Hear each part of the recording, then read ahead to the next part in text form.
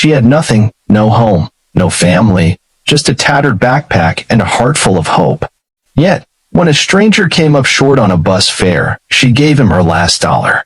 What she didn't know, that man was a multimillionaire CEO, and that one moment of kindness would rewrite her entire destiny.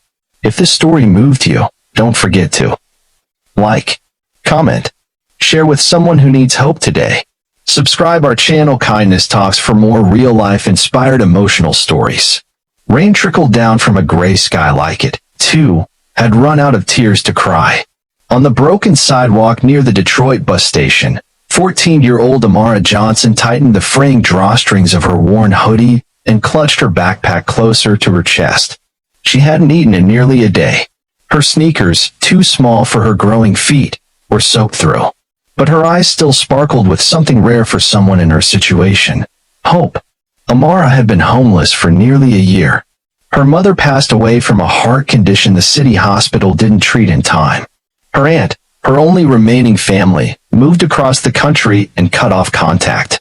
Since then, Amara had been sleeping in shelters, alleyways, and occasionally inside an old, abandoned van behind a mechanic shop. She spent her days reading borrowed library books, helping elderly folks carry groceries, and saving every cent she found or earned through odd jobs. She dreamed, foolishly perhaps, of becoming a writer one day. But today, something unexpected happened. As she stood near the bus stop, clutching a paper bag with half a sandwich she'd saved, she noticed a sharply dressed man in his 40s arguing with the driver at the bus door. "I'm telling you," he said, "my wallet's gone. I had it this morning. Maybe I dropped it, please. It's just a few miles to my office." The driver, tired and impatient, shook his head. No fare, no ride. People walked past. Some glanced. None stopped. But Amara did. Without thinking, she stepped forward and pulled a crumpled dollar bill and a handful of coins from her pocket. She had earned them earlier by cleaning the windows of a corner shop. It was all she had. She held them out silently to the man. He stared at her, soaking wet, too thin for her age, but standing proud like she was giving him a treasure. "You don't have to," he began. "I want to," she said softly. "You need to get somewhere, right?" He hesitated, then slowly took the money. "Thank you," he whispered. "What's your name?" "Amara," she replied with a tired smile. "Don't forget me." He got on the bus, still staring at her. The door hissed shut, and the bus drove off through the fog. She didn't expect to ever see him again. But he would never forget that moment. That night, Amara found her spot behind the mechanic shop already taken. A couple with 2 young kids had curled up there. She didn't have the heart to move them. So she walked through the freezing night toward the downtown library, one of the only places with 24-hour restrooms. She sat under the porch, shivering, rereading pages from a water-stained novel she'd nearly memorized. The next morning, she woke up to the sound of people talking nearby.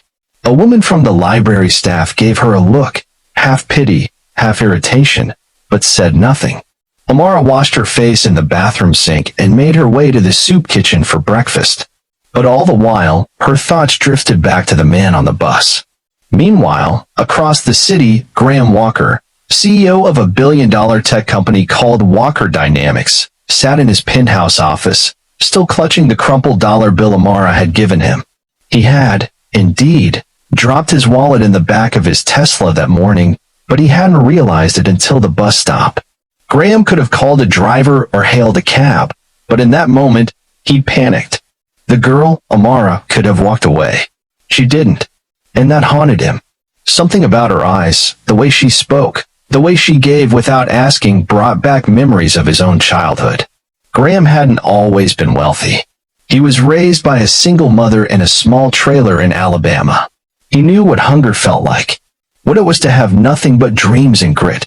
He did a quick search, trying to locate the girl, but didn't even know her last name.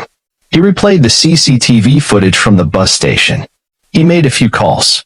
Still, days passed, and he couldn't find her. Until one rainy afternoon, he visited a youth shelter downtown on a hunch.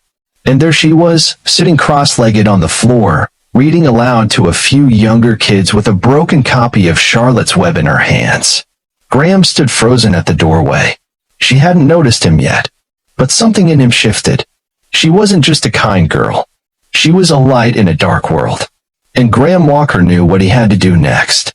Amara blinked twice when she saw the man standing at the shelter doorway. He wore a navy blue coat, clean loafers, and held a briefcase in one hand, but it was the same man. She recognized him instantly. "I remember you," she said quietly, putting the book down. He smiled. "I remember you too." He sat down beside her. "Do you still have dreams?" She nodded slowly. "A few. I want to write. I want to have a home. And maybe go to school again someday." He took a deep breath. "Would you let me help you, Amara?" She hesitated. No one had ever said that to her and meant it. "Why?" she whispered. "Because you helped me when you had nothing. And I've spent too many years building companies and watching people pretend not to see. You didn't look away. You changed something in me. And now, I want to change something for you." Over the next weeks, Amara's life transformed in ways she couldn't have imagined. Graham arranged for a legal guardian, an old friend of his mother's, to take Amara in temporarily. He got her back into school and ensured she had a safe, warm place to sleep. But more than that, he gave her opportunity, a chance to intern at his publishing subsidiary, weekly writing mentorships, and therapy sessions to process her grief. Amara flourished. She wrote essays that made her teachers cry, poems that won awards, and short stories that reminded readers what kindness really meant. She still wore her old hoodie sometimes, just to remember where she came from. But her eyes? They shone brighter now. Years passed. At 17, Amara gave a TED Talk titled "The Dollar That Changed Two Lives." It went viral across the world. At 21, she published her first novel. The dedication page read, "To the man who saw me when the world didn't, and to all the girls still standing in the rain, waiting to be seen." And Graham? He sat in the front row, tears in his eyes, clapping the loudest. He hadn't just changed her life. She had changed his. Sometimes, the person with the least to give shows the greatest heart. Never underestimate an act of kindness. It might just awaken a miracle.